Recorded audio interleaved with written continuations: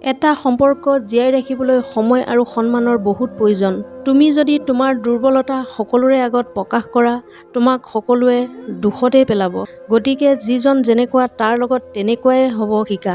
শাৰীৰিকভাৱে নগ্ন হোৱাটো পিছৰ কথা, সম্পৰ্ক সেইজন ব্যক্তিৰ লগত গঢ়িব লাগে যাৰ লগত তুমি সম্পূৰ্ণকৈ আৱেগিকভাৱে নগ্ন হ'ব পাৰা। মানুহে তোমাক তেতিয়াই কষ্ট দিব যেতিয়া তুমি তেওঁক নিজতকৈ বেছি ভাল পাবা। সম্পৰ্ক এটা গঢ়াটো সহজ, কিন্তু সম্পৰ্কটো মৰম বিশ্বাসত ধৰি ৰখাটো টান। ভালপোৱাক বিচাৰি নাযাবা, যি থাকিব নিজেই আহিব। মাথো যাক পাবা হৃদয়ত ৰাখিবা। এটা কথা মনত ৰাখিবা, নিজৰ সমস্যাবোৰ নিজৰেই সমস্যা, আনৰ বাবে ই একমাত্ৰ গল্পহে। লগত থাকিব নিবিচৰা মানুহক ধৰি ৰাখিব নালাগে। ধৰি ৰাখিবলৈ যদি লাগে তেনে মানুহ থাকিলেও আমাৰ কাষত নাথাকে।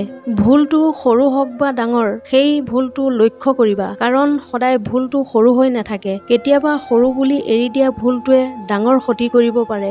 দুখ কষ্টবোৰ পাহৰি গলেও দুখ কষ্ট দিয়া মানুহজনক কেতিয়াও পাহৰিব পৰা নাযায়। কেতিয়াবা কোৱাৰ কাৰণে বহুত কথা থাকে, কিন্তু শুনাৰ কাৰণে কোনো নাথাকে। সন্মান দিবা, কিন্তু ইমানো নিদিবা যাতে তোমাৰ সন্মান নষ্ট হয়। কাৰোবাক মিছ কৰা আৰু কাৰোবাৰ কাৰণে অপেক্ষা কৰা সঁচাই খুব কষ্টকৰ। যি কৰে সেইজনেহে বুজে। আচলতে পৃথিৱীত কোনো ব্যস্ত নহয়। যি তোমাক ব্যস্ততা দেখুৱাই সময় নিদিয়ে, তেনেহলে বুজিবা তাৰ ওচৰত তুমি মূল্যহীন। এগৰাকী সুন্দৰ নাৰীয়ে হয়তো তোমাৰ ঘৰ সজাব, কিন্তু এগৰাকী ভাল নাৰীয়ে তোমাৰ জীৱন সজাই দিব। জোৰ কৰি শৰীৰ পোৱা যায়, কিন্তু ভালপোৱা জোৰ কৰি পোৱা নাযায়। পৃথিৱীৰ সকলোতকৈ ডাঙৰ বেইমানি হ'ল সময়, যি এবাৰ গুচি গলে আৰু ঘূৰি নাহে। সকলোতকৈ ডাঙৰ স্বাৰ্থপৰ হ'ল সুখ, যি বেছিদিন নাথাকে। আৰু সকলোতকৈ আপোন হ'ল কষ্ট, যি সকলো সময় কাষত থাকে। ভালপোৱা বৰ অদ্ভুত, কাৰোবাক দিয়ে পূৰ্ণতা আৰু কাৰোবাক দিয়ে শূন্যতা। স্বামীৰ তিনিটা কাৰণে স্ত্ৰী বেয়া হৈ যায়: স্বামীৰ অতিৰিক্ত শাসন, স্ত্ৰীৰ আগত অন্য নাৰীৰ প্ৰশংসা, স্ত্ৰীৰ আত্মীয়ৰ লগত বেয়া ব্যৱহাৰ। বিষতকৈ বিষাক্ত হয় কাৰোবাৰ মিছা ভালপোৱাৰ অভিনয়। সেইকাৰণে ভাল পালে মনৰ পৰা ভাল পাবা, অভিনয় কৰি নহয়।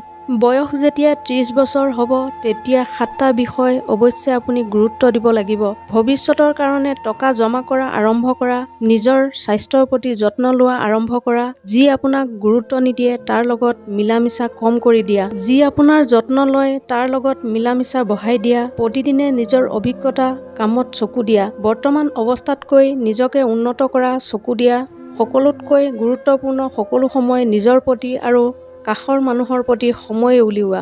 দায়িত্ব সকলোৱে পালন কৰিব পাৰে, কিন্তু ভালপোৱা সকলোৱে ৰাখিব নোৱাৰে। সম্পৰ্ক সকলোৱে গঢ়িব পাৰে, কিন্তু সকলোৱে সম্পৰ্ক ধৰি ৰাখিব নোৱাৰে। জীৱনত যাক বহুত ভাল বন্ধু বুলি ভাবিবা, সি তোমাক প্ৰতাৰণা কৰিব। যাক নিজতকৈ বেছি ভাল পাবা, সি অৱহেলা কৰিব। আৰু যাক বহুতো বিশ্বাস কৰিবা, সেই মানুহজনে এদিন তোমাৰ বিশ্বাস ভাঙি দিব।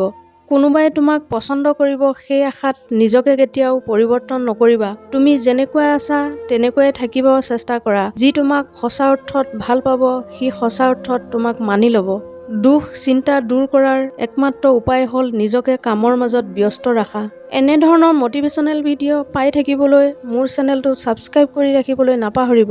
পুনৰ অন্য এটা ভিডিঅ'ৰ সৈতে লগ পোৱাৰ প্ৰতিশ্ৰুতিৰে আজিৰ এই খণ্ডটোৰ পৰা বিদায় লৈছোঁ। ধন্যবাদ।